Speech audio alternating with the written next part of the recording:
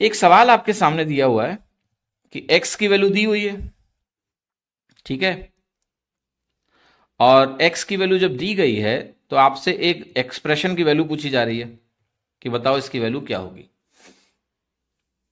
I hope nobody is having any doubt. ठीक है, मैं एक चीज आपको बता देना चाहता हूं कि जो भी सवाल आपके सामने दिया हुआ है उसका उत्तर बी और डी नहीं होगा। कैसे बता दिया मैंने? क्योंकि देखो बहुत मजेदार चीज यह है ना कि अगर आप कभी भी 4√x निकाल लो, अगर x 1 से बड़ा है तो √x भी 1 से बड़ा होगा, यस और नो? तो जो 4√x है ना, ये 4 से बड़ा होगा, बस ये दिमाग में मेरे चला है। अब 4√x अगर 4 से बड़ा हो गया तो ये पॉजिटिव हो गया न्यूमरेटर, तो किसी वैल्यू से डिवाइड कर लो पॉजिटिव ही रहेगा। 4√x यानी 4 से बड़ा, √7 तो 2 पॉइंट समथिंग होता है, तो ये भी पॉजिटिव हो गया। दो जब पॉजिटिव वैल्यू जुड़ेंगी तो नेगेटिव उत्तर नहीं आएगा, जीरो भी उत्तर नहीं आएगा। इतना तो मुझे पता है, ठीक है, इतना तो मुझे मालूम है। कितने लोगों को मेरी मेरी बात समझ में आ रही है? अब मैं कहूंगा कि इसका उत्तर ए भी गलत है, वो भी नहीं हो सकता है, उत्तर सी है। कैसे ए गलत है? देखिएगा ध्यान से। अगर 4√x 4 से बड़ा है तो 4√x -3 क्या होगा? 1 से बड़ा बटा 7।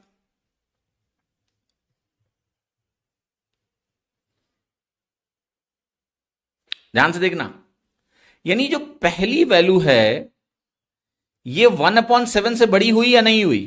से यस और नो? कोई बोल ही नहीं रहा है। नहीं बोलोगे तो फिर मुझे कुछ तरीका बदलना पड़ेगा। चलो इसको अभी ऐसे छोड़ दो, इसको इसको अभी रहने दो, पहले सवाल को सॉल्व कर लेते हैं। इतना समझ में आया कि दो ऑप्शन गलत है? इतना समझ में आया? अब तीसरी बात मैं तुम्हें दोबारा समझाऊंगा जब मैं सवाल को सॉल्व करूंगा, ठीक है, क्योंकि मुझे थोड़ी इंटरेक्टिविटी चाहिए उसके लिए। Will come to that later. Let us first solve the question traditionally. अब दो एलिमिनेट कर लो। तो इस सवाल को देखो, आपको पता है √x की वैल्यू निकालनी है मुझे, तो मैं √x पे जाता हूं सीधे। √x कैसे निकलेगा? आपको कि सबसे पहले तो जो x की वैल्यू दी है सर, इसको थोड़ा तमीज से लिख लेते हैं। तो ये हो गया 8 + 3√7 डिवाइडेड बाई 8, ऐसा हो गया। अब आप कहोगे सर यहाँ 3 दिख रहा है, आपको पता है स्क्वायर रूट निकालने के लिए यहाँ 2 दिखना चाहिए, तो मैं एक काम करता हूं 2 से गुणा कर देता हूं इसको। बट 2 से जब गुणा करोगे तो ऊपर नीचे दोनों करना पड़ेगा ताकि x की वैल्यू ना बदले। तो मैंने 2 से गुणा किया और 3 को अंदर लेके जाओ, 3 अंदर जाके 9 बनेगा, 9 से 63 हो जाएगा और ये वैल्यू 8 दूनी 16 बन जाएगी। अब ये वैल्यू आप ध्यान से देखो, 63 को ऐसे ब्रेक करना होता है कि यहां 16 बन जाए। 9 और 7 में अगर तोड़ू तो 9 × 7 63 हो गया और 9 + 7 16 हो गया। तो अब इसका स्क्वायर रूट जब लेंगे हम, √x करेंगे, तो देखो √9 बनेगा प्लस √7 बनेगा, न्यूमरेटर का स्क्वायर रूट, और डिनोमिनेटर चूंकि 16 है तो उसका स्क्वायर रूट बन जाएगा 4। यानी वैल्यू मेरे पास कितनी आ गई? 3 + √7/4। यहां से आप कहोगे कि 4√x की जो वैल्यू आई वो 3 + √7 आई, यस और नो? यस।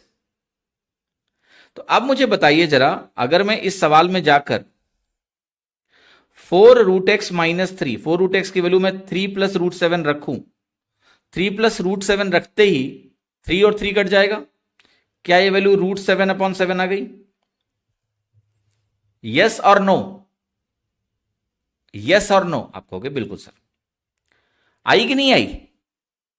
दूसरा जो एक्सप्रेशन है गौर से देखिए, अगर वहां 3 + √7 आप 4√x की वैल्यू रखें तो वो वैल्यू आ गई 3/√7।